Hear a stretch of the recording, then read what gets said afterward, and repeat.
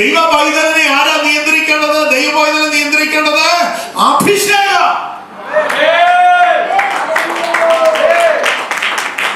നമ്മുടെ വിചാരങ്ങളെ, നമ്മുടെ വികാരങ്ങളെ, നമ്മുടെ മനോഭാവങ്ങളെ, നമ്മുടെ കാഴ്ചപ്പാടുകളെ, നമ്മുടെ സന്തോഷത്തെ എല്ലാം നിയന്ത്രിക്കേണ്ടത് അഭിഷേകം.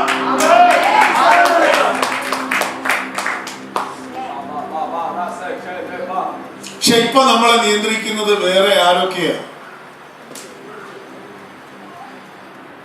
എന്നാലും വിജയഞ്ചല് ഒന്ന് കണ്ട ഭാവം നടിച്ചില്ല, ഭാരമായി. അപ്പൊ നിങ്ങളെ ഭാരപ്പെടുത്തതാരാ?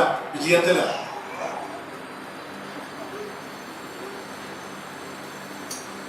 വിജയഞ്ചൽ ഇന്നലെ കണ്ടപ്പോ കണ്ട ഭാവം നടിച്ചില്ല. സ്തോത്രം.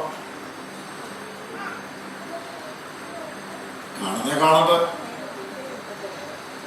പരിചയമുണ്ടെന്ന് കാണിക്കട്ടെ, ഇല്ലെങ്കിൽ വേണ്ട. സ്തോത്രം.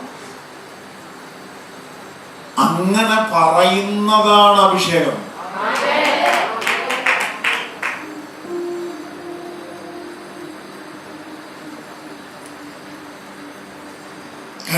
കഴിഞ്ഞ ദിവസം എവിടെ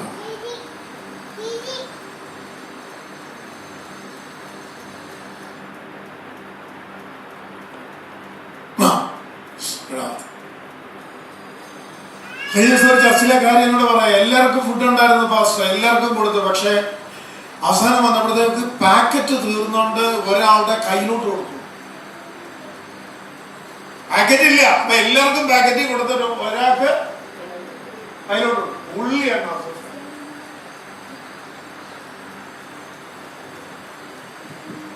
പുള്ളി അസ്വസ്ഥമായപ്പോ അവിടുത്തെ പാസ്റ്റർ പറയാം. അപ്പൊ ഇവരെ രണ്ടുപേരെ നിയന്ത്രിച്ചതാരാന്ന് നോക്കി. ഒരാളെ നിയന്ത്രിച്ചത് ഒരു പാക്കറ്റ്, വേറൊരാളെ നിയന്ത്രിച്ചത് പാക്കറ്റ് ഇല്ലെന്ന് പറഞ്ഞ അസ്വസ്ഥതയായ ആള് അയാളെ നിയന്ത്രിച്ചു. പാക്കറ്റില്ലേ, വേണ്ട, കയ്യിലാണ്. സ്തോത്രം. എന്തേ ആ ഒരു പാകതയിൽ നമ്മൾ വരുന്നില്ല? അങ്ങനെ ഒന്ന് വന്നേ. ദുഷ്പ്രവർത്തിക്കാരുടെ ഇടയിൽ ഒരുവനെ ഇടത്തും ഒരുത്തനെ വലത്തുമായി ക്രൂശിച്ചു വച്ചിട്ട് അവര് മാറി നിന്ന് പറഞ്ഞു, കണ്ടോ കള്ളൻ, ഞാൻ ഇതുവരെ അങ്ങനെ ഒരു ദുഷ്പ്രവർത്തി ചെയ്തില്ലെങ്കിലും ലോകക്കാരുടെ മുൻപിൽ എന്നെ അങ്ങനെ ആക്കിയല്ലോ എന്ന് പറഞ്ഞ് വിലപിക്കാൻ യേശുവിനെ കിട്ടിയില്ല. കാരണം യേശുവിന് അറിയായിരുന്നു ഞാനിത് ചെയ്തിട്ടില്ല. നിങ്ങൾക്ക് നിങ്ങളെ അറിയാവോ? അതാ ചോദ്യം. നിങ്ങൾക്ക് നിങ്ങളെ അറിയാവോ? അറിയാലോ. അതിനപ്പുറം പിന്നെ വേറൊരു സർട്ടിഫിക്കറ്റ് എന്തിനെന്ന്?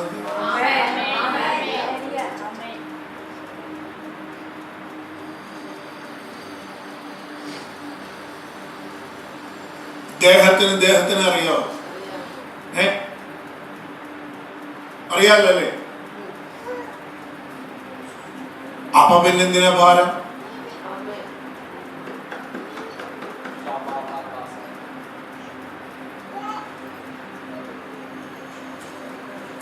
എനിക്ക് എന്നെ അറിയാമെങ്കിൽ പിന്നെ എനിക്കെന്താ ഭാരം?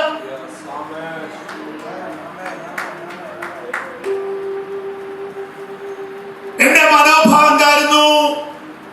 എന്റെ ചിന്താഗതി എന്തായിരുന്നു? എന്റെ കാഴ്ചപ്പാട് എന്തായിരുന്നു? എന്റെ ഉദ്ദേശം എന്തായിരുന്നു എന്ന് എനിക്കറിയാമെങ്കിൽ പിന്നെ എനിക്കെന്തിനാ ഭാരം? നിങ്ങൾ എങ്ങനെ പറ?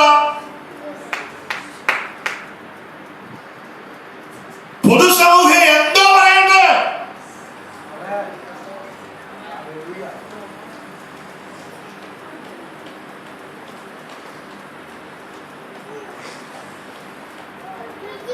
അതിന് പലപ്പോഴും നമുക്ക് കഴിയുന്നില്ല എന്നുള്ളതാണ് നമ്മുടെ പ്രശ്നം. പക്ഷെ നമ്മുടെ സന്തോഷത്തിന്റെ റിമോട്ട് വേറെ ആരുടെയോ കയ്യില്ല.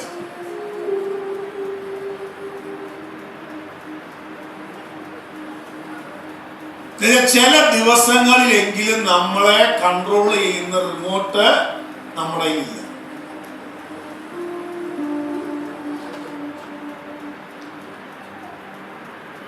ഇത് പൊളിക്കണം.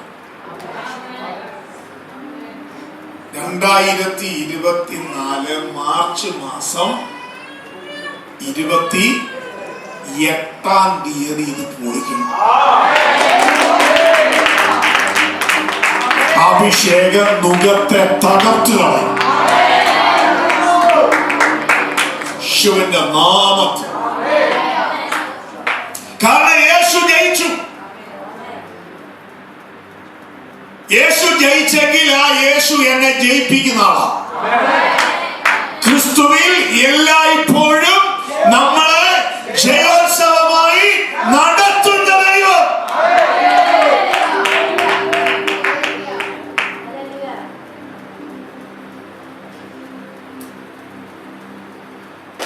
ഇതിങ്ങ് പങ്കുവയ്ക്കാതെ ഷെയർ ചെയ്യാതെ ഇങ്ങനെ സങ്കടങ്ങളുടെ അടുക്കി വെച്ചോണ്ട ദൈവമക്കൾ നടക്കും.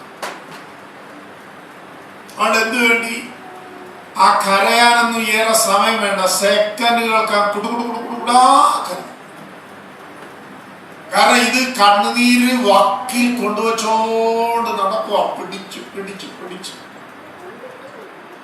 നടക്കും. ഇന്ന് അത് പൊട്ടിച്ചു യേശുവിന്റെ നാമത്തിൽ. അവൻ സ്വാതന്ത്ര്യത്തിനായി നമ്മളെ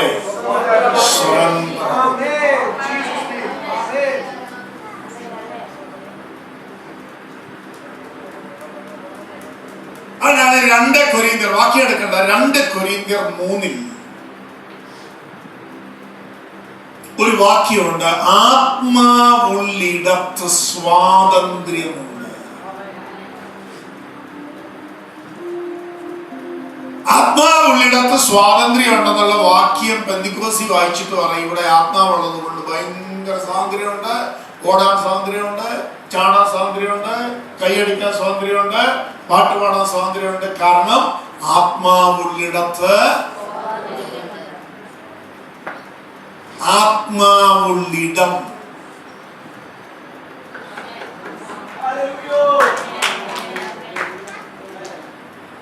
എവിടെ ആത്മാവുള്ളിടം? ഞാൻ ആത്മാവുള്ളിടം. ആ ആത്മാവുള്ളിടത്ത് എന്ന് പറഞ്ഞാൽ എന്നിൽ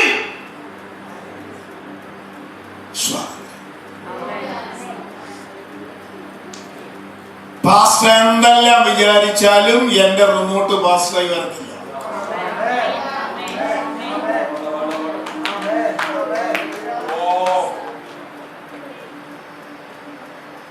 കാരണം ആത്മാവുള്ളിടത്ത്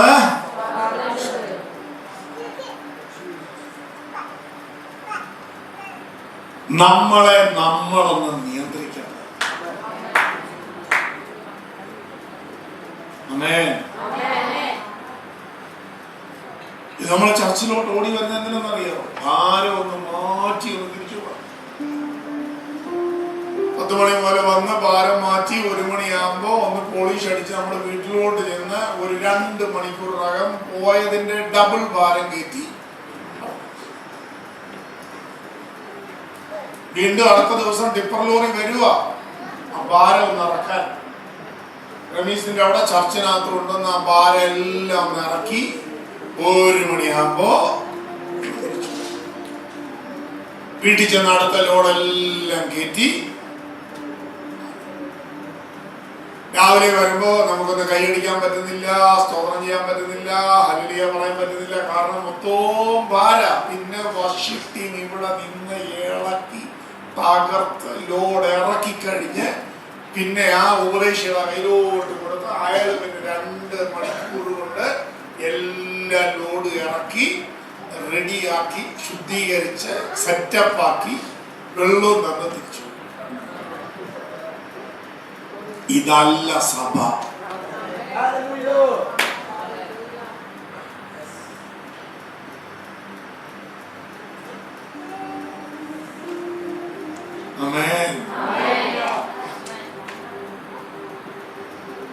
ദൈവം നമുക്ക് മഹത്തായ വാഗ്ദത്തങ്ങൾ തന്നിട്ടില്ല ദൈവമക്കളെ. അല്ലേ? അപ്പൊ ദൈവം നമ്മളെ എങ്ങനെ കാണുന്നെന്ന് നോക്കിയേ. കുഞ്ഞേ, നീ ഇതൊന്നും കണ്ട് ഭാരപ്പെടല്ലേ, എനിക്ക് നിന്നെ കുറിച്ച് വമ്പൻ പ്ലാനുണ്ട്. ഈ ചുമ്മാ ഏതെങ്കിലും മനുഷ്യർ അത് പറഞ്ഞു ഇത് പറഞ്ഞു അങ്ങനെ നോക്കി ഇങ്ങനെ നോക്കി കല്ലി വല്ലി വിട്, അത് വിട്.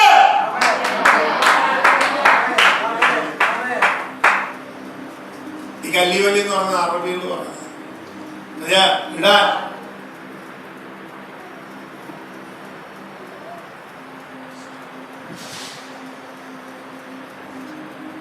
നമ്മളെയൊക്കെ ഉള്ളിൽ എത്ര വർഷങ്ങളുടെ ഓർമ്മകളെന്നറിയാം അടുക്കി കയറ്റി വെച്ചു ഇല്ലേ? ഉണ്ടോ?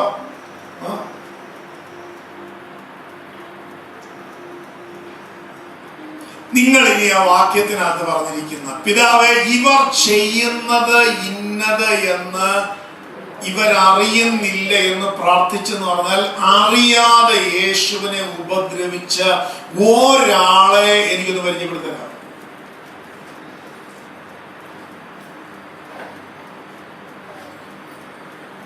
ഞാൻ അവനെ അറിയുന്നില്ല എന്ന് പറഞ്ഞ് പ്രാഗി ആണയിട്ട ശീമോൻ പത്രോസ് അറിഞ്ഞില്ലേ?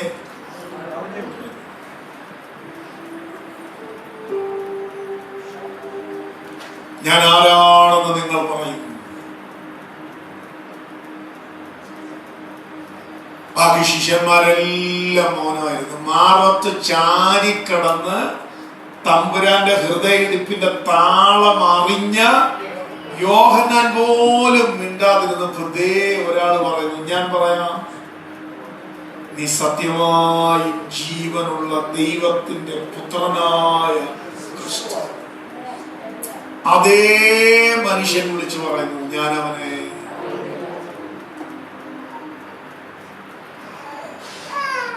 അറിയാതാണോ പറഞ്ഞേ?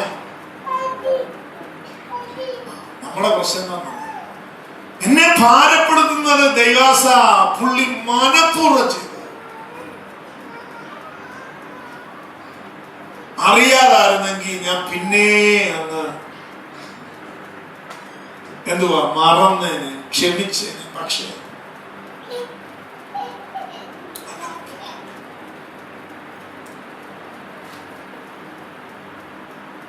അവർക്കറിയായിരുന്നു. അങ്ങനെ പെരുമാറിയാൽ ഞാൻ തകരുമെന്ന്, ക്ഷീണിക്കുമെന്ന്, മനസ്സ് നുറുങ്ങുമെന്ന്, ദുഃഖിക്കുമെന്ന്, ഭാരപ്പെടുമെന്ന് അറിയായിരുന്നു. അറിയാവുന്നല്ല, അറിഞ്ഞോണ്ടൊരു കാര്യം ചെയ്തെന്ന് നമ്മള് മനസ്സിലാക്കിയ സമയാണ്. ഇറ്റലാണോ, വെപ്രാളാണോ, ഭാരാണോ, ശ്വാസം മുട്ടലാണോ, വിശപ്പില്ലായ്മയാണോ, ദാഹമില്ലായ്മയാണോ, ഇരിക്കണോ, നിൽക്കണോ, എഴുന്നേറ്റ് പോണോ, എല്ലാം തോന്നിയിട്ടുണ്ടോ? ഇങ്ങനെയല്ലോ ഉണ്ടോ? ഉണ്ടെങ്കിൽ നിങ്ങളൊക്കെ മനുഷ്യരാ. എന്നും തോന്നിയിട്ടില്ലെങ്കിൽ നിങ്ങൾ മനുഷ്യ വർഗത്തില്, നിങ്ങൾ വേറെ ഏതോ ജനുസ. ഇതൊക്കെ തോന്നിയിട്ടുണ്ടെങ്കിൽ നിങ്ങൾ പച്ച മനുഷ്യർ.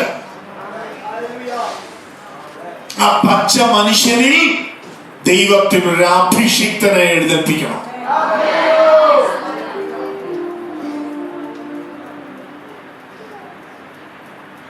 അതാ സുവിശേഷം.